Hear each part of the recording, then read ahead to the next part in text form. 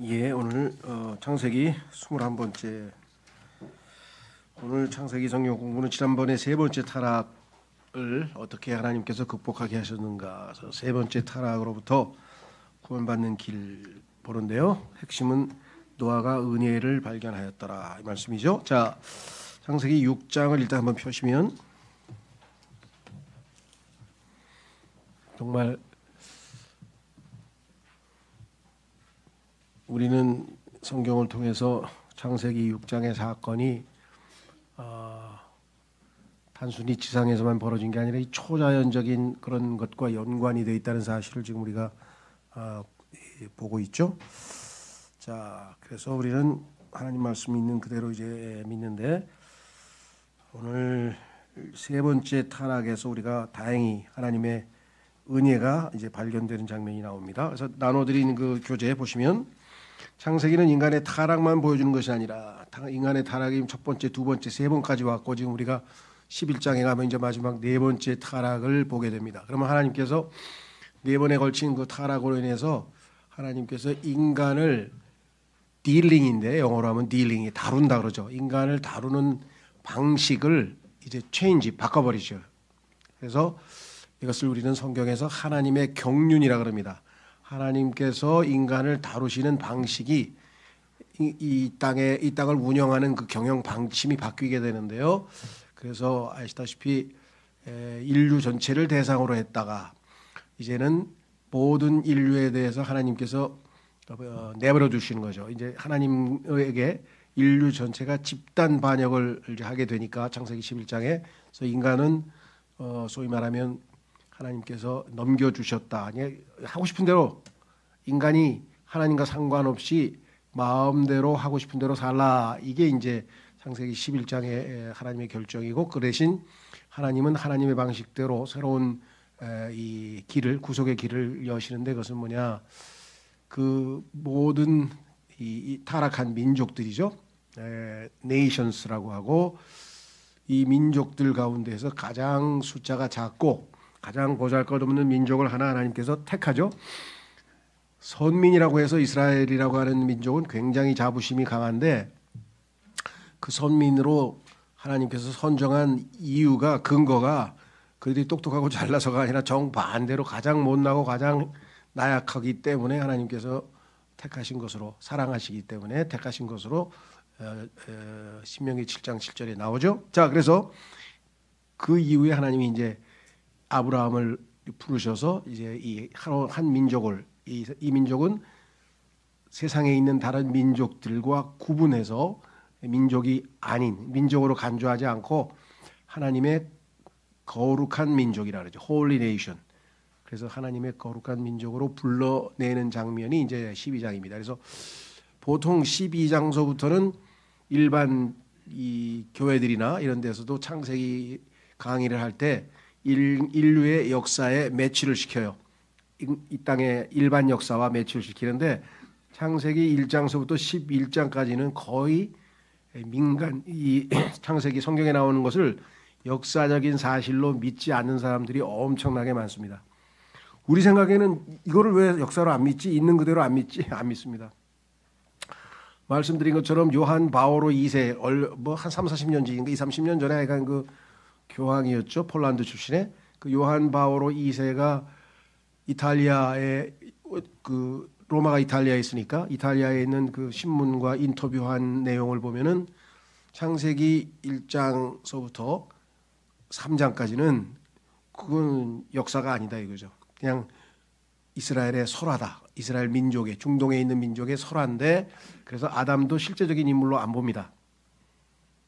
우선 예수님께서 아담이 실제적인 창조자라고 얘기하셨는데요. 뭐 그분들은 성경에 나와 있는 것을 자기 나름대로 자의적으로 해석하죠. 그런 사람들에 대해서 베드로후서에서 강력 경고하고 있죠. 성경을 제멋대로 해석하는 사람들. 그래서 예수님의 부활도 역사적 사건으로 안 믿습니다. 우리나라 감리교를 포함해가지고 자유주의 신학자들은 안 믿습니다. 그건 그냥 사람들이 믿고 싶어서 그렇게 예수님을 신격화하기 위해서 한다. 그래서 성경에 대한 인식을 바꾸셔야 돼요. 나중에 기회가 있으면 제가 모르겠습니다. 언젠가 그 성경은 어떤 책인가, 1차적으로 성경은 역사책이에요. 성경이 종교적인 서적으로 생각하시는 분들이 많이 계세요. 크리스찬 중에서도. 그래서 종교적인 진리를 우리가 배울 수는 있지만 성경에서 성경을 뭐 있는 그대로 문자적으로 믿는 사람들이 사람들을 근본주의라 그러고 조롱의 대상이 되어 있습니다. 우리는 근본주의를 자랑스럽게 생각하는데 말씀이 있는 그대로 믿는데 이 사람들은 그렇게 믿는 사람들은 교조적이고 도구마적이고 뭐 하여간 온갖 비난 무식한 사람으로 몰고 가는 건데 그게 신학교의 주류입니다. 우리나라에 뿐만 아니라 전 세계 신학계의 주류가 창세기 1장서부터 11장까지를 역사적으로 받아들이지 않고 특히 1장서부터 3장까지는 더더군다나 그래서 제가 말씀드렸잖아요. 그 프란시스 쉐퍼란 분이 창세기의 시공간성, 창세기는 실제 시간과 공간 사이에서 벌어진 역사적 사건이다라는 것을 강조하기 위해서 그러한 책까지 프란시스 쉐퍼란 목사가 썼다고 했죠. 그걸 옹호하기 위해서 많은 사람들이 애를 쓰지만 사람들은 그렇게 받아들이진 않아요. 그래서 창세기 6장에 나오는 얘기나 이런 것들도 다 일종의 우리로 치면 그 단군 신화처럼 생각하는 거예요. 우리가 생각할 때는 어처구니가 없지만 그렇게 우리가 볼 때는 더더군다나 마지막 때에 믿음을 보시겠냐고 주님이 말씀하신 것처럼 교회 다닌다고 다 교회가 아니고 성경이라고 해서 다 성경이 아닌 것처럼 이렇게 교리에 있어서도 이런 걸 다 안 받아들이는 사람이 많습니다. 그래서 성경에서 가장 많이 공격받는 책은 창세기예요. 창세기는 역사적인 사건으로 인정하지 않아요. 특히 11장서부터는. 그래서 12장서부터 아브라함서부터 이제 이 땅에서 실제 역사적 사건으로 일어난 것으로 대부분은 그렇게 생각합니다. 그래서 창세기 1장서부터 11장까지를 따로 띄어가지고 이거를 어떤 그 설화적 또는 종교적 그냥 의미만 어떤 상징적 의미만 배우자 뭐 이렇게 하는 분들이 대부분이죠. 우리는 역사서로 읽고 지금 찾아가고 있습니다. 자, 교재를 보시면 창세기는 인간의 타락만 보여주는 것이 아니라 하나님의 은혜가 타락한 사람들에게 임할 수 있음을 보여주기도 합니다. 얼마나 감사한 일인지 모르죠. 타락한 상태에서 인간은 하나님과 더 이상의 올바른 교제를 가질 수 없는 하나님 앞에 나아갈 수 없는 무자격자가 되죠. 무자격자. 하나님에게서 호의를 받거나 하나님과의 관계를 맺을 수 없는 타락한 죄인이기 때문에 무자격자인데도 불구하고 즉 자격이 없는데도 불구하고 하나님께서 우리에게 호의를 베풀어 주신다. 만나 주시고 우리를 구원하시고 우리를 돌보시고 이 모든 하나님의 호의는 다 성경에서 은혜라 그래요. 은혜라고 하는 것은 받을 자격이 없는데 하나님께서 호의로 은혜로 주시는 것 이걸 은혜라 그러죠. 은혜. 반면에 자비라고 하는 것은 뭐냐? 자비라고 하는 것은 마땅히 받아야 되는데 우리가 마땅히 받아야 되는데 하나님이 주시지 않는 것을 자비라 그래요. 우리가 마땅히 뭘 받아야 됩니까? 심판받아야 되고 마땅히 형벌받아야 되고 마땅히 하나님 앞에 많은 그 징벌도 받아야 되고 그렇죠. 대가를 치러야 되는데 하나님께서 자비를 베풀어 주셔서 계속해서 우리로 하여금 남아있게 만드는 거죠. 그래서 이 자비와 은혜는 양쪽 동전의 양쪽 면이 하나는 마땅히 받아야 되는데 받지 않게 해주시는 게 자비인 반면에 받을 자격이 없는데 거저 주시는 호의는 은혜라 이 말이죠. 정의를 정확하게 머릿속에 잘 간직하셔서 얼마나 하나님은 나에게 자비를 많이 베푸셨는가. 그렇죠. 내가 하나님으로부터 마땅히 받아야 될 게 뭐 얼마나 많아요. 징벌서부터 심판서부터 막.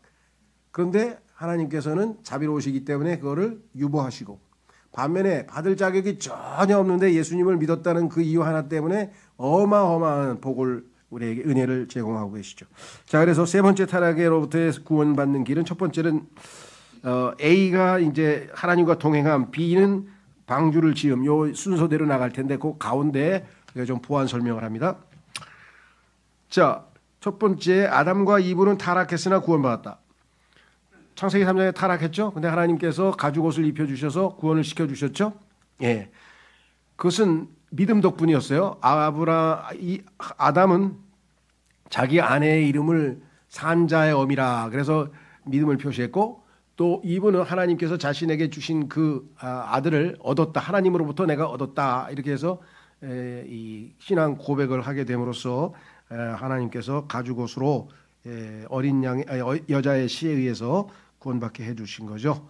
자, 두 번째는 아벨은 희생제물과 예물을 드렸다 그랬습니다. 히브리서 11장 4절로 가보시면 성경에 써 있습니다.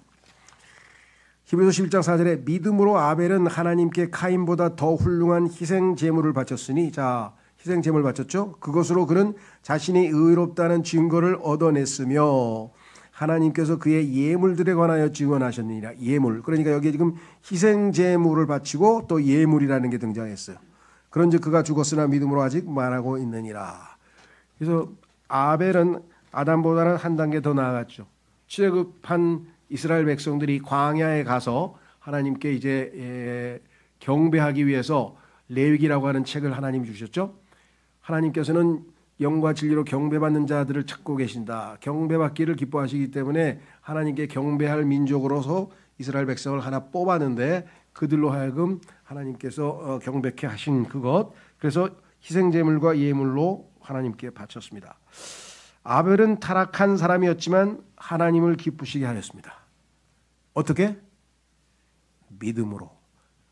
믿음이 없이는 하나님을 기쁘시게 할 수 없다. 히브리서 11장 6절에 써 있잖아요. 우리가 할 수 있는 단 하나는 믿음으로 하나님을 기쁘시게 해드리는 것이다. 이렇게 얘기했습니다. 세 번째, 단순히 거기서 머문 게 아니라 이제는 하나님께 나아갔는데 그것을 주의 이름을 불렀다. 이렇게 했습니다. 에노스는 주의 이름을 부르기 시작했습니다. 그렇죠? 경배하기 시작했고 하나님께 나아가서 교제하기 시작했고, 자, 그 다음 사람들이죠. 창세기 5장에서 죄인들은 살고 낳고 그 다음에 어떻게 했습니까? 하나님과 동행하였습니다. 그래서 그 중에 제일 두드러진 인물이 바로 교회를 예표하는 에녹이라고 그랬죠.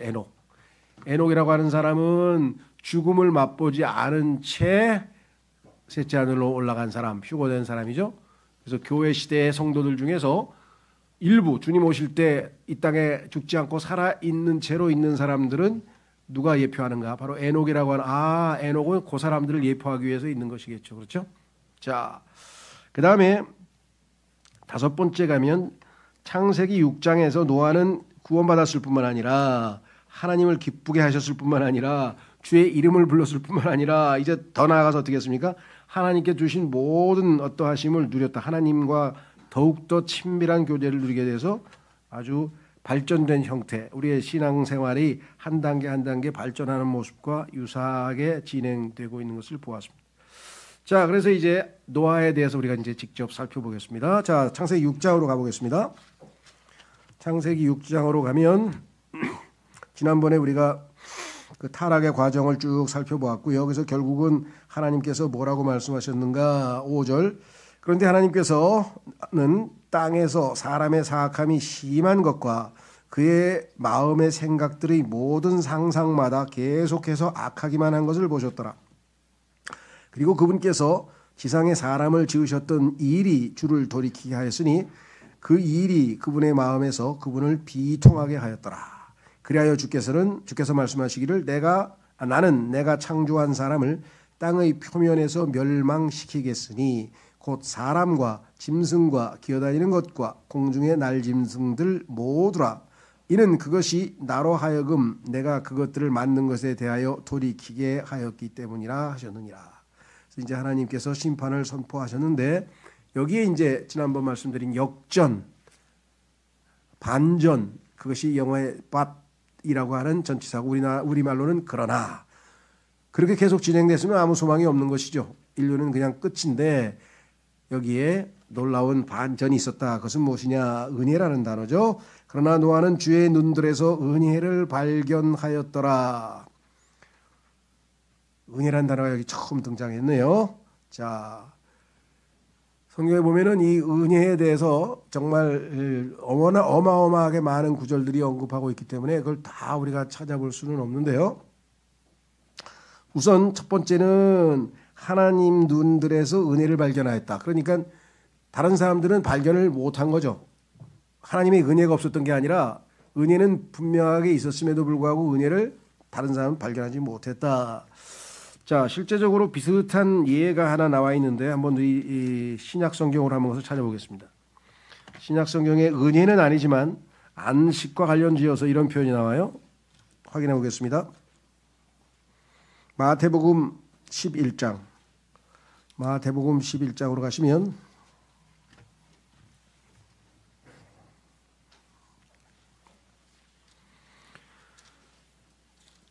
마태복음 11장에 가면은 하나님께서 두 번의 초청이 있으셨는데 하나님께서 우리를 두 번이나 초청하셨는데 첫 번째는 뭐라고 되어 있는가? 28절 수고하고 무거운 짐 지어진 너희들아 다 내게로 오라 그리하면 내가 너희에게 쉼을 주리라. 구원의 초청 안식. 29절 나는 마음이 온유하고 겸허하니 나의 멍에를 너희 위에 메고 나에게서 배우라. 자, 두 번째 초청은 이제 단순히 오라 그러면 주리라 조건이 없이 그냥 오기만 하면 무조건 주는 게 아니라 이번에는 배워야 됩니다. 그리하면 너희는 너희 혼들의 쉼을 발견하리라. 자, 발견을 하기 위해서는 조건이 하나 붙어 있어요. 그렇죠? 예. 자, 그래서 우리가 예수님을 믿고 진정한 안식을 누리고 평안을 누리지만 그러나 매일매일의 삶에서 진정한 평안을 유지해서 계속 살려면은 주님과 함께 동행하는 그와 같은 우리의 순종이 따라야만 은혜를 발견할 수 있다. 마찬가지로 노아의 경우 자, 첫 번째 하나님과 동행했다고 써 있습니다. 에녹을 본받은 거죠. 자, 9절 보시면 이것들이 노아의 세대들이라. 노아는 의인이었고 두 번째 그의 세대들에서 완전하였으며 세 번째 노아는 하나님과 동행하였더라. 의인이었고 완전하였으며 하나님과 동행하였더라. 그리고 노아는 세 아들들인 셈과 함과 야펫을 낳았더라. 요 10절의 문장도요. 조금 오해하시면 셈, 함, 야펫 그러면 이게 우리 상식적으로 생각할 때는 이게 출생 순서대로 다시 말해서 나이 순서대로 기록한 것 아닐까. 대부분 그냥 그러고 넘어가요. 셈, 그 다음에 셈 낳고 함 낳고 야펫 낳았나 보다. 그런데 어느 날 뒤쪽에 가보니까 자 창세기 10장으로 가보세요.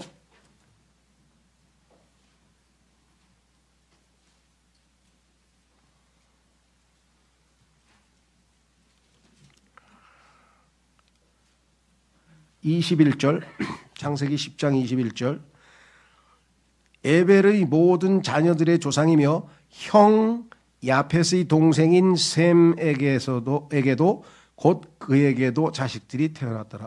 에? 야펫이 형이네? 셈의 형으로 나왔어요. 그렇죠? 그리고 또 다른 구절을 찾아보면은 이 함이 막내인 것을 우리가 확인해 볼 수가 있어요.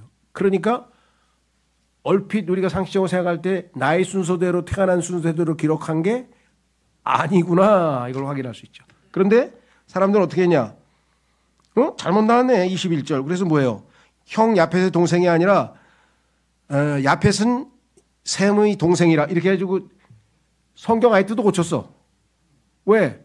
10장이 21절하고 앞에 나와 있는 순서하고 안 맞잖아요. 그럼 우리는 왜 안 맞을까? 하나님께서 나의 순서대로 기록한 게 아니네. 무슨 이유지? 하고 이렇게 해야 되는데 성경이 틀렸네 하고 이런 자세로 성경을 대면 안 되는 겁니다. 이런 이해가 안 되는 데서는 우리가 이해가 안 돼도 일단 믿어야죠. 그렇죠? 하나님께서 우리에게 이해하라 그랬나요? 성경을?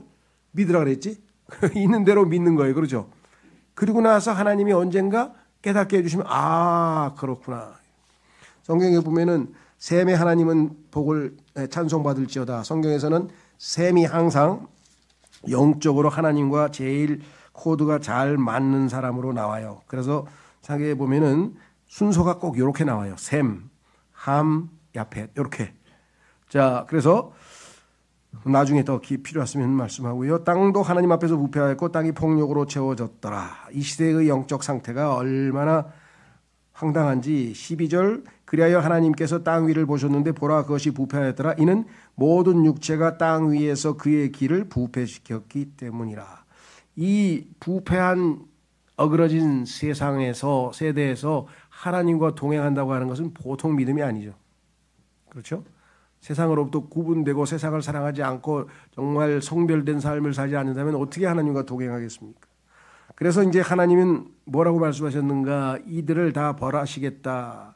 13절 이 하나님께서 노아에게 같이 말씀하셨느니라 모든 육체의 종말이 내 앞에 이르렀도다. 앞부분에서 육체란 말씀했죠. 인간이 더 이상 육체일 뿐이라고 6장 3절에서 말씀하셨는데 모든 육체의 종말이 내 앞에 이르렀도다. 이는 땅이 그들을 통하여 폭력으로 채워졌기 때문이라.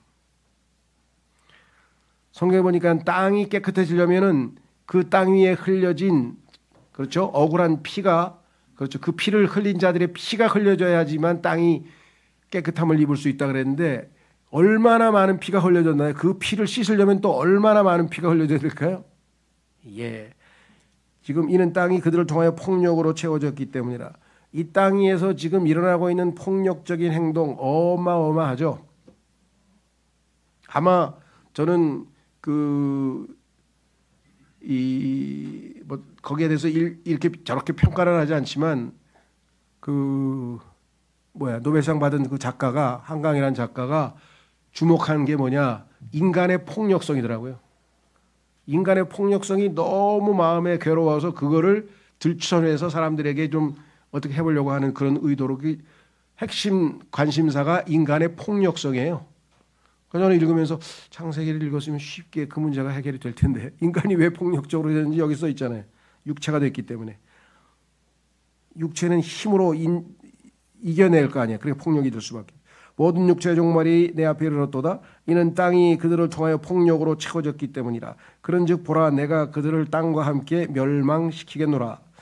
자, 그래서 하나님께서 멸망시키라고 하면서 이들을 구원하기 위해서 취한 조치는 뭐냐면 방주를 예비하라되 방주 안에 들어가서 구원할 사람들은 다 글로 집어넣고 나머지는 모두 다 심판하시는 내용이 너무나 우리가 여러 번 읽은 내용이죠. 자, 다음 시간에 이제 방주에 대한 얘기는 조금 방주가 왜 예수 그리스도를 예표하는지 한번 좀 살펴보고 또 진행하겠습니다만은 그런 이제 노아에 대해서 한번 좀 살펴보겠습니다. 자, 노아는 하나님과 동행했다. 6장 9절 보니까 이것들이 노아의 세대들이라 노아는 의인이었고 그의 세대들에서 완전하였으며 노아는 하나님과 동행하였더라 이렇게 돼 있었고요. 자, 6장 그 다음에 8절 여기 보시면 조상들로부터 영적 축복을 물려받은 노아는 그랬죠. 그 영적 축복에 대해서는 앞에 1번서부터 5번까지 쭉 써 있는 것들이죠. 그런 것들을 하나하나 조상으로부터 물려받아서 노아가 하나님 앞에서 지금 이제 동행하게 되는 장면이죠. 증조부 에녹의 뒤를 따라 어그러진 혼잡한 세대 가운데서 하나님과 동행하였습니다. 6장 9절에서 우리가 읽었습니다. 그 다음에 그 하나님과 동행한 내용을 세 가지로 요약을 하면 뭐냐. 첫 번째는 주의 눈들에서 은혜를 발견했다. 6장 8절에서 우리가 확인했습니다. 그리고 마태복음 11장 29절에서도 발견한다고 하는 것은 조건. 다른 사람 다 발견 못했는데 노아만 발견했잖아요. 그렇죠? 예. 그래서 오늘날에도 예수 그리스도를 믿고 안식을 얻은 사람들 지옥에 대한 공포는 없죠. 왜? 하나님의 약속을 철석같이 믿으니까. 그런데 매일매일의 삶에서 진정한 평안을 누리고 사냐? 아니에요. 염려, 근심, 걱정, 불안. 근데 그리스도인인데 왜 그런 것들을 가지고 살아요? 주님과 함께 멍에를 메고 주님께 와서 배우질 않았기 때문에 그 조건을 충족시키지 않으니까 뭐예요? 안식을, 쉼을 발견 못하는 거예요. 그리스도인인데도 불구하고 진정한 화평을 마음의 평안을 누리지 못하고 살아가는 사람들은 본인 스스로가 하나님이 요구하신 조건을 충족시키지 못했기 때문에 발견하지 못한 거죠. 그러나 노아는 발견했습니다. 그렇죠? 자, 그래서 히브리서 4장 16절에도 발견했다는 표현이 나와. 발견. 자, 보세요. 뭐라고 돼 있나? 히브리서 4장 16절. 그러므로 우리가 담대하게 은혜의 보좌로 나아가자. 대제사장이 계시니까 도움을 받기 위해서 우리가 나아가자. 이렇게 얘기를 했고요. 그 다음에 뭐라 했어요? 이는 우리가 자비를 얻어내고 두 번째 필요한 때에 도우시는 은혜를 어떻게 한다고요? 발견하고자 함이라. 하나님께 적극적으로 나아가서 은혜의 보좌 앞에서 하나님을 만나서 그분의 은혜를 발견해내야 되겠죠. 자, 고린도전서 15장 10절. 그러나 내가 나 된 것은 하나님의 은혜로 된 것이라. 오늘날 부끄럽게도 킹제임스 성경 진영에 그걸 뭐라 그러나요? 요즘 세상의 그 풍조를 따라서 그러는지 그 자신을 내세우고 자랑하는 사람들이 있어요. 그걸 플렉스라 그러는데 플렉스하는 사람이 나 이런 사람이야. 이거 왜 이래? 나 이런 사람이야. 이게 세상의 풍조거든요. 예전처럼 겸손하게 저건 못해요 그런 거 아니에요. 내가 하면서 막 자기를 드러내고 자기를 과시하고 하는 풍조가 지금 오늘날 이 시대의 풍조인데, 그렇죠? 그래서 자기를 사랑하는 것이 디모데후서의 위험한 때의 가장 중요한 모습 중에 하나인데, 이 목회자들도 그걸 막 하는 거예요 지금. 거기다 또 킹제임스 성경 진영엔 더 많어. 난 목사 입에서 그런 소리가 나왔다는 것 자체가 정말 납득이 안 돼요. 나보다 성경 더 많이 아는 사람 우리 교회에서 다 나가시오. 이건 그 말을 하면 난 다 나가야 될 것 같아. 그런 말하는 목사 얼마나 무식하면 그런 말을 했을까 싶은데, 하여간 제가 더 이상 얘기하겠습니다. 왜? 그 지 눈에 어디에 침 뱉기라 그러나요? 자기 얼굴에 침 뱉기. 지도 목사면서 왜 목사 욕을 해? 제가 봐도 한심해요 정말. 어디 가서 말씀드렸죠. 제가 어디 가서 목사 소리 일치 안 한다고. 창피해서. 다 쳐다보잖아요. 저 사람 목사야? 그 사기꾼이야? 말만 잘하는 사람이야? 뭐 이러고 쳐다볼 거 아니에요. 자, 하여간 농담이 지나쳤습니다만은 어쨌거나 자기를 드러내면 정말 안 됩니다. 자, 그래서 말씀하셨죠. 우리는 고린도전서 15장 10절에서 나의 나된 것은 하나님의 은혜라. 나 한 거 하나도 없어요. 하나님께서 말도 안 되게 자격이 없는 자를 그냥 하나님이 함께 하셔서 그냥 이게 그냥 된 거지. 나 아니에요. 이렇게 빠져야 되는데. 그리고 나에게 부여된 그분의 은혜는 헛되지 아니하였느라. 오히려 그들 모두보다 내가 더 넘치게 수고하였느니라. 그렇지만 내가 아니라 나와 함께 하신 하나님의 은혜가 한 것이라. 나는 정말로 한 건 하나도 없습니다. 솔직한 고백에 하나님께서 은혜로 이 모든 것을 이루셨습니다. 그런 은혜를 노아가 발견했다는 건 대단한 거죠. 그 다음에 두 번째, 믿음으로. 자, 오늘 히브리서 11장 7절에 노아의 행동에 대해서 뭐라고 평가하고 계신가? 성경이 성경을 해석해 주죠. 노아의 삶을 히브리서 11장에서 이렇게 평가를 합니다. 해석이죠. 믿음으로 노아는 아직 보이지 않는 것에 관하여 하나님의 경고를 받고, 하나님이 다 멸하시겠다, 비를 내시겠다, 뭐 이런 얘기들 다 들었죠. 두려움으로 움직였으며, 이건 하나님께서 하시겠다니까 반드시 이루어진 일이구나. 방주를 예비하여, 하나님이 나에게 맡기신 책무는 방주를 만들어서 하나님의 말씀을 두려워하는 자, 하나님을 믿는 자들을 이 방주 안에 집어넣어서 구원하는 거구나. 자기 집이 구원에 이르게 하였느니라. 그런데 딱 8명뿐이었어. 대단하죠? 그 시대의 인구, 모르겠어요. 이제 인구학자들의 계산에 의하면 얼마나 많은 사람들이 사는지 모르죠. 엄청난 사람이 살았으니까 어마어마한 크게 방주를 만들었을 텐데 딱 8명 들어갔어요. 이 시대도 모르겠어요. 이 땅에서 그 80억 인구 중에서 8명은 더 되겠지. 자, 그래서 여기 이렇게 얘기했네요. 그것으로 그는 세상을 정죄하였고 믿음에 의한 의의 상속인이 되었느니라. 자, 그래서 믿음으로 평가받았습니다. 믿음으로 행했다는 평가를 받았고요. 세 번째, 그 다음에 의롭다고 인정받았어요. 여기 의의 상속인이 되었다 그랬죠. 성경에 보니까 구약 성경에서 하나님께서 인간을 평가하실 때 우리가 생각에는 이걸 오해하시는 분이 있어요. 의인은 없나니 한 사람도 없다고 하나님께서 말씀하셨다 그랬는데, 로마서에 그렇죠.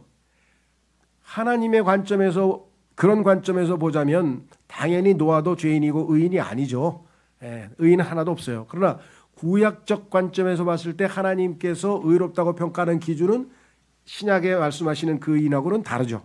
그래서 하나님께서 예수 그리스도가 하나님의 의야, 그 하나님의 의이신 예수님을 선물로 받은 자들은 100% 하나님께서 우리를 의롭다고 인정을 하시는 거지만, 노아는 예수 그리스도를 받아들인 게 아니잖아요. 그런데도 이 땅에서 하나님이 주신 그 믿음으로 하나님 앞에 의롭다고 인정받았어요.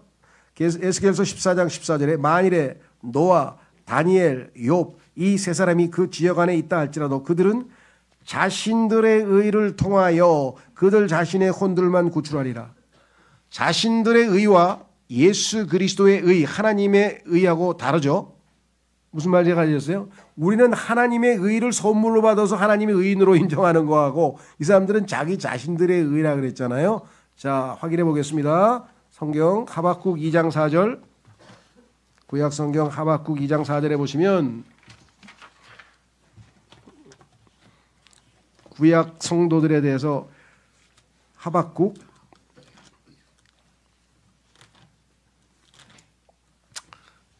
구약 성경 전체에 믿음이라는 단어가 믿음이라는 단어가 딱 2번 나와요.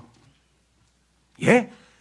믿음 엄청 나오는데 제가 얘기하는 것은 명사 faith라고 하는 명사는 구약 성경에 딱 2번 나와요. believe 믿었다, 믿는다, 믿었다. 뭐 이런 표현은 많이 나오죠. 당연히 많이 나오죠. 당연히 많이 나오는데 우리가 소위 말하면 faith라고 하는 그 명사, 그렇죠? 예. 그 명사로 된 표현은 성경의 구약에는 딱 2번 있어요. 그런데 하나는 이스라엘 사람들이 믿음이 없는 족속이라고 하나님이 꾸중하시는 장면에서 한번 딱 나오고 믿음이 없는 족속, 이스라엘 백성. 2번째, 그러나 자기 의로 하나님 앞에 의인은 자기 의로 믿음으로 자기 믿음으로 살리라. 한번 확인해 보겠습니다. 하박국 2장 4절. 하박국 2장 4절. 보라 위로 높여진 자의 혼은 그의 안에서 올바르지 아니하니라. 겸손치 않은 자의 혼은 잘못된 거죠.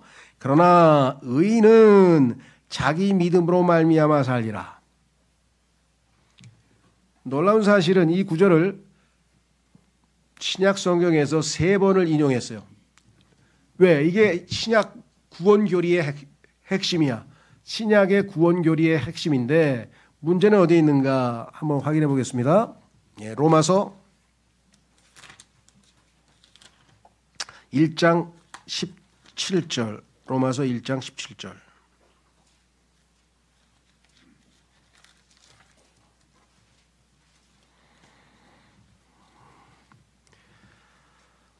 로마서 1장 17절. 이는 복음 안에서 하나님의 의가, 자, 아까는 자기들의 의라 그랬죠?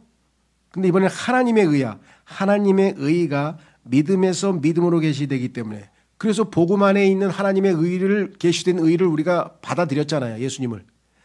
자, 기록된 바와 같이 의인은 믿음으로 말미암아 살리라. 어디에 기록되어 있었어요? 지금 구약에 기록되어 있다고 여기 썼잖아요. 금방 읽었죠? 하박국 2장 4절에 기록되어 있었잖아요. 그 기록된 바와 같이. 그런데 의인은 자기 믿음으로 산다고 되어 있는데 왜 자기란 말이 없어요? 이걸 찾아내야 돼요. 이게 구약과 신약의 차이점이에요. 구약은 자기 믿음이야. 인간의 의야. 자기 믿음. 그런데 신약은 자기 믿음이 아니야. 예수 그리스도의 믿음이야. 그래서 믿음으로 돼 있어요. 이 표현이 갈라디아서에 한 번 써 있고 그 다음에 히브리서에 한 번 써 있어요. 인용이 3번 돼 있어요. 그런데 놀라운 사실은 로마서는 어떻게 여기 나와 의인이 되느냐, 어떻게 의롭다고 하나님 앞에 인정받느냐, 죄인이 어떻게 의인으로 인정받느냐, 그게 로마서의 주어예요. 주제예요. 2번째, 그런데 그 의인은 살아야 돼. 신앙 생활을 해야 돼. 의롭게 돼가지고 바로 하늘나라 가는 게 아니야. 이 땅에서 신앙 생활을 해야 돼.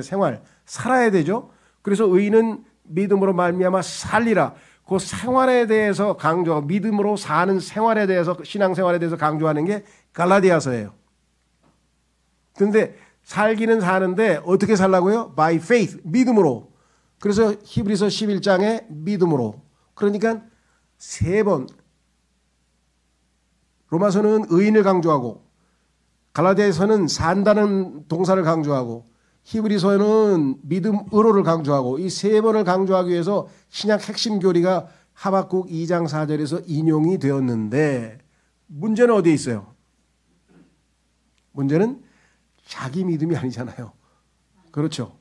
자, 그래서 갈라디아서 2장 20절로 가보겠습니다. 여러 군데가 있지만 한 구절만 딱 찾아보겠습니다. 갈라디아서 2장 20절.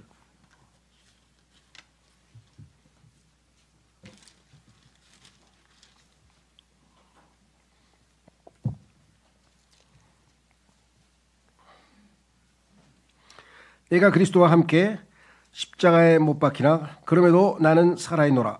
그러나 내가 아니라 오직 그리스도께서 내 안에 사시는 것이라. 그런즉 이제 내가 육체 안에서 사는 삶은 나를 사랑하시어 나를 위하여 자신을 주신 하나님의 아들의 믿음으로 사는 것이라. 아들의 믿음이라 그랬잖아요. 하나님의 아들의 믿음. 그러니까 우리가 지금까지 신앙생활하고 우리 믿음으로 가지고 갔으면 중간에 벌써 다 고갈돼가지고 지금 주저앉았죠. 그래요? 왜? 예수님은 믿음의 창시자여 완성자라고 성경에 써 있잖아요. 예. 그렇죠? 자, 그래서 이 두 가지를 우리가 잘 구분해야 된다고 말씀을 좀 드리는 겁니다. 그래서 노아는 의인으로 하나님이 인정했다. 구약적 관점에서. 그래서 금방 우리가 에스겔서 14장 14절 읽었고요. 로마서 4장 3절. 로마서 4장 3절. 그러므로 성경 기록은 무엇이라 말하냐? 죄송합니다. 아브라함이 하나님을 믿었더니 그것이 그에게 의로 여겨졌느니라. 믿음으로 의롭다 인정받았다. 9절. 그렇다면 이 복이 할례자에게만 임하느냐 아니면 무할례자에게도 임하느냐? 이는 우리가 아브라함에게 믿음이 의로 간주되었다고 말하기 때문이라. 그래서 의롭다고 인정받는 유일한 수단은 믿음이라고 성경에서 분명하게 말씀을 했죠. 자, 두 번째로 이제 갑니다. 의롭다고 인정받았죠. 그래서 이 하나님과 동행함이라고 하는 그 노아의 삶은 세 가지로 요약이 된다. 은혜를 발견했고 믿음으로 살았고 의롭다고 인정받았다. 그래서 1번, 2번, 3번을 봤죠. 자, 그러면 이제 두 번째 구원받는 길, 세 번째 타락으로부터 구원받는 길의 두 번째는 방주를 짓는 것인데요. 그래야 이제 하나님의 물의 심판으로부터 이제 벗어나는데 그 방주를 지음에 가기 전에 창세기 6장은 정말 성경 해석에 있어서 아주 핵심적으로 중요한 장인데 거기에 나와 있는 소위 말하면 키워드, 핵심 어휘가 뭐냐, 핵심 단어가 뭔지 한번 좀 정리를 하고 넘어가려고 합니다. 창세기 6장에서 제일 첫 번째 눈에 띄는 단어는 하나님께서 인간은 이제 육체다, 이게 육체. 성경에서 육체는 100% 항상 네거티브로 나옵니다. 나쁜 거로 나와요. 예, 사탄의 걸작품으로 나오죠. 자, 그래서 이 육체 또는 육신이라고 하죠. 우리말로는 플래시라고 하는데 플래시라고 하는 말은 육체, 육신, 그 다음에 소위 말하면 그 고기 있잖아요. 고기, 살덩이, 고기 살 있죠 막. 예, 그 플래시라고 그래요. 그래서 그 사육제, 소위 말하면 그 카니발이라고 하는 것도 라틴어로 가면은 이 플래시가 까르네가 돼요. 까르네. 카니발이 되는 거예요. 그 난 뭘 알고 자동차 이름을 카니발로 지었는지 잘 모르겠는데 실컷 먹고 축제만 염두에 둔 모양인데 그 어원이 살벌한 거예요. 살벌한 거예요. 자, 그래서 여기 나와 있는 거 보시면 첫 번째는 육체라 그랬어요. 로마서 7장 8장에서 육신과 관련돼서 얼마나 반복을 얘기합니까? 그렇죠? 그래서 뭐 우리가 여기서 육신과 관련된 얘기를 길게 할 수는 없고요. 자, 그다음에 정의를 내리자면 사망, 그러니까 처음에 사탄, 죄, 사망, 요 어둠의 3대 요소인데요. 사탄과 죄와 사망이 집회를 하고 있는 장소가 육체예요. 그러니까 이것과 상관하는 순간에 우리는 약간 문제가 생기는 거예요. 예? 자, 두 번째, 은혜는 뭐냐? 은혜. 두 번째는 은혜예요. 그러니까 창세기 6장에서 주목해야 될 키워드는 육체, 심판하신다. 그다음에 하나님, 그럼에도 불구하고 은혜를 발견했죠. 육체가 있는 곳에 은혜가 더해지지 않으면 끝이에요. 아무런 소망이 없어요. 그런데 하나님께서 은혜를 더해 주셨어요. 예. 그런데 그 은혜는 우리를 다시 뭐예요? 의롭다고 하나님 앞에 인정받게 해줘요. 그래서 은혜는 곧 의와 연관이 되어 있습니다. 그래서 요한복음 1장 14절 보시면 그런즉 그 말씀이 육신이 되어 우리 가운데 지내셨으니 여기서 이제 조심하셔야 됩니다. 그러면 예수님께서는 육신이라 그랬는데 육신이 나쁜 거라 그러지 않으셨어요? 그렇죠? 자, 그런데 로마서 8장 3절에 가면 예수님께서 이 나쁜 육신이 아니라 육신의 모양으로 오셨다고 성경에 써 있어요. 이 육신대로 오면 예수님도 나쁜 거요. 죄가 있으니까 이 육신 안에는. 그런데 예수님은 우리하고 똑같은 육신의 모양을 갖췄지만 그 안에 죄가 없으시잖아요. 차이를 아시겠어요? 성경 한 구절만 보면 예수님도 육신이라 그랬는데요. 그래서 육신이 좋은 뜻으로 쓰였나 본데요. 이렇게 했는데 그게 아니라 육신의 모양으로 오셨다고 로마서 8장에서 보완 설명을 해서 오해가 없도록 하나님께서 써놓으셨잖아요. 그죠?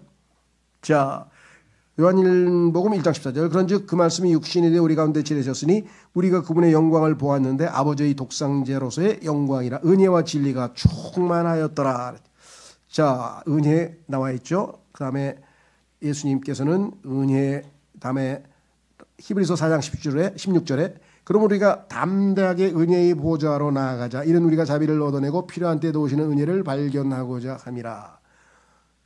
이 땅에서 육체가 있는 곳에는 반드시 은혜가 필요합니다. 은혜 없이 육체를 이겨낼 수 있는 것은 아무것도 없어요. 다 패배합니다. 다윗도 그 성군 다윗도 그냥 꼬꾸라졌고요. 그렇죠? 예. 바울도 어떻게 했습니까? 그냥 그 자기의 자제를 잃고 아주 제사장에게 막 대들었고요. 그런 것 성경에 보면은 많이 나옵니다. 그러니까 육체를 가지고 신앙생활을 하려면 육신을 가지고 신앙생활을 하려면 우리의 인간적 이성을 가지고 신앙생활을 하려면 항상 무너집니다. 그러나 반드시 은혜가 필요하다. 노아가 은혜를 발견하였듯이 자, 그 다음에 은혜에 관련지어서 세 번째는 갈라디아서 5장 4절에 이렇게 써 있습니다. 너희 중 율법으로 정당함을 입증받은 자는 누구든지 그리스도께서 너희에게 전혀 소요력이 없게 되나니 너희는 은혜로부터 떨어지느니라. 자기 육신의 의로움, 자기가 육신의 의로움으로 하나님 앞에 인정받으려고 하는 자는 하나님의 은혜로부터 떨어져 나가는 거예요. 얼마나 비참해요. 그렇죠? 그런 의일은 다 뭐라 그랬습니까? 더러운 걸레 같다고 이사야서 64장 6절에 써 있잖아요. 그걸 가지고 하나님 앞에 인정받을 수는 없다는 거죠. 자, 그 다음에 세 번째는 하나님의 은혜가 넘치는 곳에 의가 있게 되어 있습니다. 그래서 로마서 5장 7절에 보시면 로마서 5장 17절에 보시면 이는 한 사람의 범죄로 인하여 사람이 한 사람을 통해 굴림하였다면 사망이 은혜의 풍요함과 의의 선물의 풍요함을 받은 자들은 은혜의 풍요함과 두 번째 의의 선물의 풍요함을 받은 자들은 예수 그리스도 한 사람으로 인하여 생명 안에서 더욱더 굴림할 것이기 때문이라. 범죄한 사람을 지배를 누가 하냐? 사망이 지배한다고 써 있어요. 사망이 한 사람을 통해 굴림했다 그랬죠. 사망의 지배를 받습니다. 어둠 가운데 걷고 사망에 처해 있어서 무기력하게 하나님을 섬길 수도 없고 이렇게 되지만 반면에 은혜의 풍요함과 의의 선물의 풍요함을 받은 자들은 생명 안에서 굴림하게 되어 있다. 은혜와 의 붙어 다니죠. 로마서 5장 21절에도 마찬가지.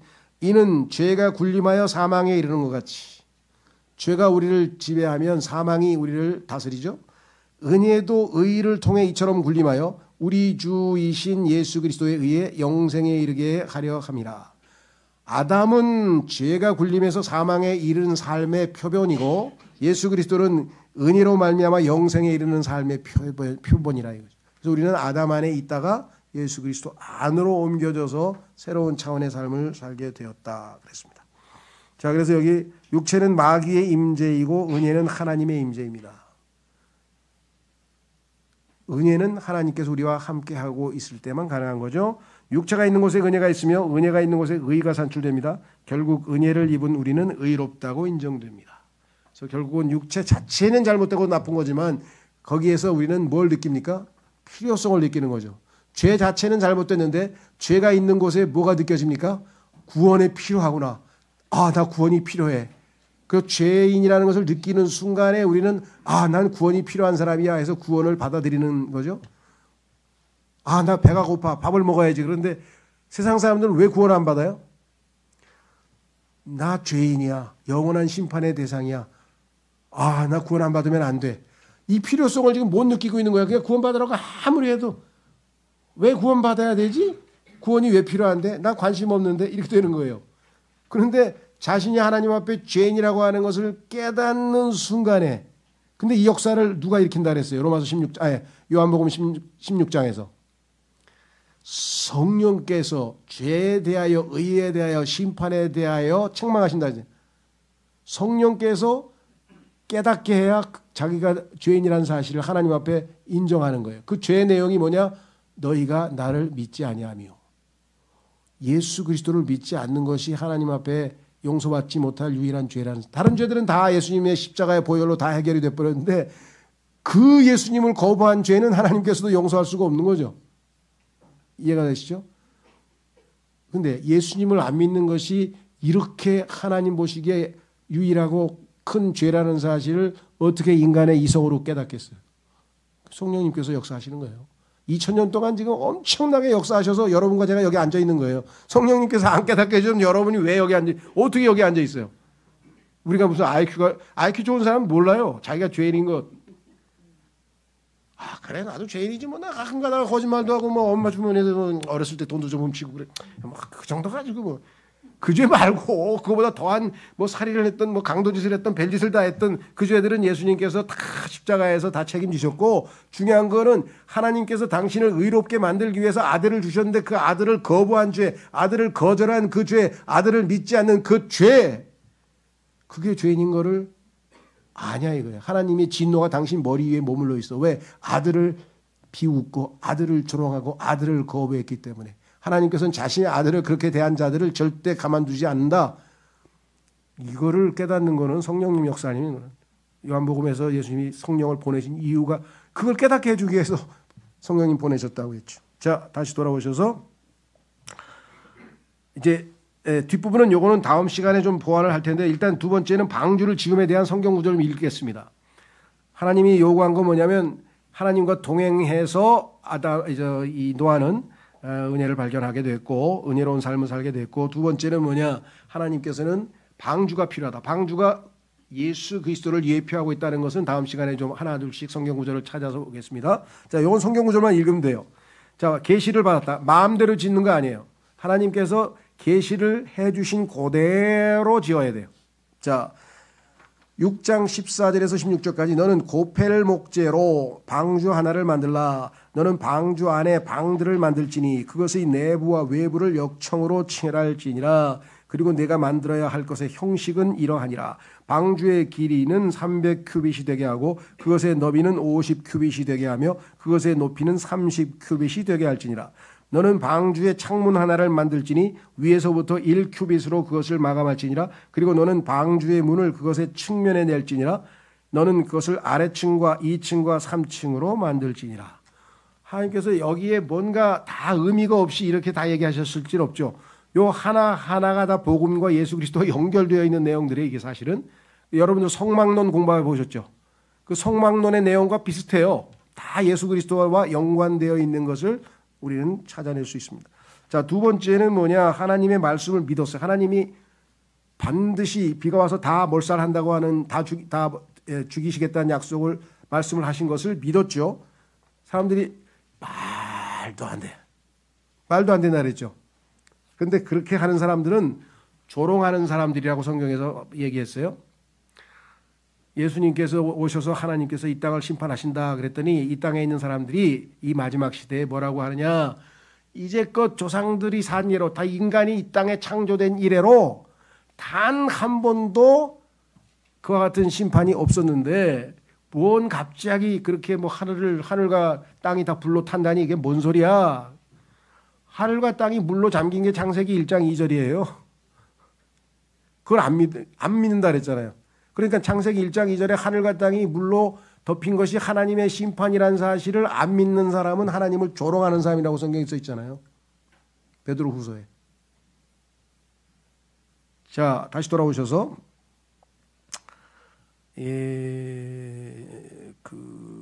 11장 7절이죠. 자, 말씀을 믿었다 그랬어요. 믿음으로 여기 나와 있죠. 아까 우리 봤습니다. 그 다음에 세 번째, 의를 전파함.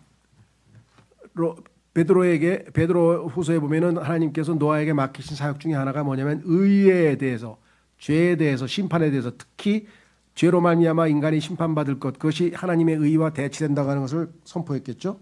자, 이렇게 설명했네요. 베드로 후서 2장 5절에 또 옛 세상을 아끼지 아니하셨으나, 창세기 1장 2절, 방주가 예비되던 동안 준비했죠. 하나님께서 노아의 날들에 오래 참으심으로 한 번 기다려 주셨을 때라. 오래 참으심으로 기다렸는데 그 방주 안에서 소수인 8명의 혼들이 물을 통하여 구원받으니라. 세 번째는 방주를 예비했다 그랬고요. 의를 전파했다 그랬고요. 그 다음에 방주를 예비했다라고 얘기했습니다. 아까 2장 5절을 우리가 빼먹었네.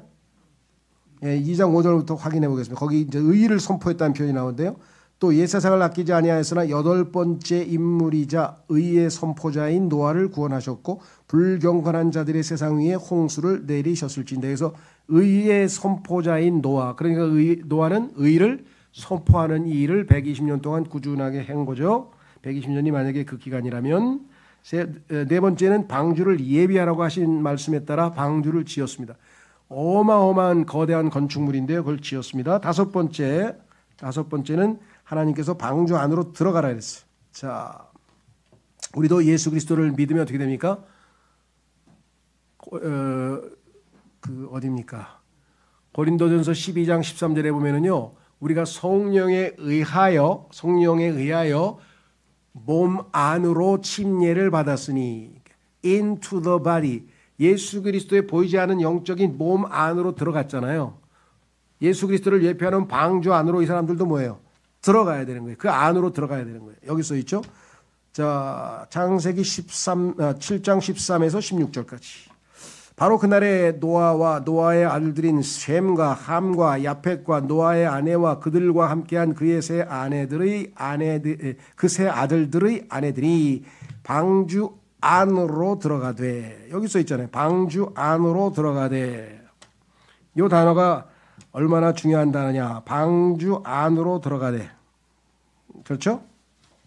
우리 7장 13절에 보면은요, 거기 뭐라고 되어 있냐면은 into the ark, into라는 전치사가 붙어 있어요. 이 into가 뭐냐면 우리가 침례받을 때 into the body, 예수 그리스도의 몸 안으로 들어갔다. 그래서 우리는 아담 안에 있다가 성령에 의해서 우리를 예수 그리스도 안에, 예수 그리스도 몸 안으로 집어넣었죠. 그래서 그 출판사 이름을 그리스도 안에라고 지은 거예요. 그리스도 안에 있다고 우리가. 그럼 뭘 알고 멋지게 지으신 것 같아. 그리스도 안에. 아담 안에 아니고 이제 그리스도 안에. 세상에 아니고, 세상 안에 아니고 지금 방주 안에 들어왔어요. 자, 14절. 바로 모든 짐승마다 그의 종류대로 들어갔고 모든 가축들이 그것들의 종류대로 들어갔으며 땅 위를 기어다니는 모든 기어다니는 것마다 그의 종류대로 들어갔고 모든 날짐승마다 그의 종류대로 들어갔으니 각종 모든 새가 저마다 그것들과 함께 들어갔더라. 들어가라고 명하신 대로 들어갔고요. 자, 마지막 16절은 뭐냐? 하나님께서 방주를 닫아버리셨어요. 보라, 지금은 구원의 날이로다. 그렇죠? 지금은 하나님께서 받아주시는 날이에요. 그러나 교회가 휴거되고 주님의 몸된 교회가 올라가 버리면 이 땅은 더 이상 뭐예요? 그런 은혜의 구원을 받을 수 있는 길이 없는 거죠. 그래서 하나님께서 닫아버리셨다. 16절. 그리고 안으로 들어간 것들은 모든 육체의 수컷과 암컷이니 하나님께서 그에게 명령하셨던 대로 들어갔더라. 그렇죠? 예. 그 다음에 뭐라 했어요? 이에 주께서 그를 안에다 넣고 닫으셨더라. 그랬습니다. 그래서 방주와 관련지어서 6가지를 통해서 환주가 완성이 됐고요. 자, 다음 시간에는 요 나와 있는 내용들, 방주의 크기, 예를 들면, 그렇죠? 창문, 왜 창문은 3개인가? 왜 옆에 또 문이 있는가? 뭐 이런 것들에 대해서 짤막짤막하게 예수 그리스도와 연관지어서 어떻게 방주는 예수 그리스도를 예표하고 있는지. 예수님이 뭐라고 그랬습니까? 너희가 성경을 읽으면서 영원한 생명을 찾거니와, 성경을 부지런히 찾는구나. 잘해라 이게요. 성경을 찾아보라. 왜? 이는 성경이 나에 대하여 증언하기 때문이라. 방주만 이야, 이거 어마어마한 배인데, 와, 이거 항공모함보다 더 큰 것 같아? 그렇게 관심하지 말고, 요게 예수님과 뭔 상관이 있지? 요게 예수님과 뭔 이게 창문이 예수님이, 그 문이었어? 예수님이, 이 창문이 3가지가 된 게, 그거, 삼위일체, 그거였어? 이게 다 예수님을 한 측면을 보여주기 위해서 하나님께서 나타낸 거예요. 그러니까 성경에서 예수님을 찾아내는 그 기쁨. 그 유명한 어떤 분이 창세기 속의 예수님, 출애굽기 속의 예수님. 그래서 전부 다 그 뭡니까 66권의 그 성경 개요라 그러죠. 뭐 자세하게 디테일하게도 많은데요. 그 자매님 이름을 잊어버렸네. 예? 이름? 아, 헨리에타 미어스. 예. 아, 제가 요즘 귀도 나빠가지고. 예, 그 빌리 그레함의 무슨 주일학교 선생님 했다는 그런 자매님이신데 헨리에타 미어즈라고 하는 분이 쓴 성경 핸드북이 있어요. 66권의 성경을 창세기를 한 10페이지에 간략하게 요약하고 그다음에 창세기 출애굽기에서 66권의 책을 요약해서 설명해낸 책인데 세계적인 베스트셀러예요. 이거 뭐 과거에 이거 안산 크리스찬이 없을 정도로 굉장히 유명한 책. 우리나라도 굉장히 많이 팔렸습니다. 근데 거기에 특징은 뭐냐면 굉장히 제가 예리하게 본 게 다른 책과 달리 항상 써요. 창조주이신 예수 그리스도를 계시한 창세기. 어린 양, 6월절 어린 양이신 예수 그리스도를 계시하시는 출애굽기. 그러니까 전부 성경 속에서 예수님을 다 찾아내서 제목에다가 예수님을 다 이름을 붙인 거예요. 물론 지난번에 기억나시죠? 광야에서 만나는 예수님, 민수기에서 예수님이 4번에 걸쳐서 나왔잖아요. 반석도 나오시고 뭐 노뱀도 나오시고 그랬잖아요. 그죠? 그러니까 성경 속에서 우리의 관심은 예수 그리스도를 찾아내서 발견하고 그분의 은혜로 우리가 풍성하게 누리는 게 1차적이지 여기서 뭐 막 디테일하게 어렵고 막 복잡한 거 이상한 걸 찾아가지고 막 그게 나쁘다는 건 아니에요. 성경을 너무 사랑하니까 성경을 이잡듯이 뒤졌다. 근데 문제 핵심을 놓치면 어떻게 해? 예수님을 만나서 예수님처럼 변화되고 나서 더 디테일하게 많이 공부를 해야 되는데 예수님 만나서 예수님 닮아가는 건 제껴놓고 그냥 호기심 차원에서 뭐 막 무슨 이상하게 어려운 것들만 그런 거에 대해서 히브리서에서 뭐라고 경고했습니까? 음식에 의하여 occupied 점령당한 자들은 그로 인하여 유익이 없느니라. 너희는 뭐야? 마음이 은혜로 넘치는 것이 더 좋다. 예수님을 만나서 은혜이신 예수님을 만나서 성경을 우리가 누려야지, 인조해야지. 여기서 막 너무나 어려운 그런 음식, 이상한 음식들을 갖다가 끄집어내 가지고 하면은 이거는 마음이 점령당한 거예요. 그거를 주의하라고 히브리서 13장 9절에서 경고를 했잖아요. 제가 나중에 그걸 읽으면서 아주 땅을 쳤어요. 왜? 한 5년간은 그 디테일한 거, 예수님 휴거될 때 우리 피를 쏟고 가나 안 쏟고 가나 막 이런 거에 그냥 한 5년 동안 푹 빠져가지고 밤낮 그런 것만 공부해야 돼. 야, 너 성경 대단히 많이 안다. 그 소리. 알면 뭐예요? 그럼 예수님은 만났어? 그렇잖아요. 성경을 많이 안다는 사람이 예수님하고는 전혀 안 닮은 모습을 보이면 이게 뭔가 문제가 있는. 그래서 그때부터 요한복음 5장 39절에 너희가 성경을 상고하거냐 그 성경은 나에 대하여 testifies of me 나에 대하여 증언하는 것이라. 그렇죠. 그래서 제가 계속 예수님을 초점으로 해요. 우리 매달 첫째 주에 만찬 예배할 때도 계속 주제를 예수님으로 하는 이유. 그다음에 여러분들 그 소책자 나오잖아요. 그 십자가에서 나올 때 보면은 전부 다 예수님에 관한 얘기가 나오죠. 그게 우리의 신앙을 풍요롭게 하고 우리를 예수님을 닮아가게 하는 것이다. 이 말씀이죠.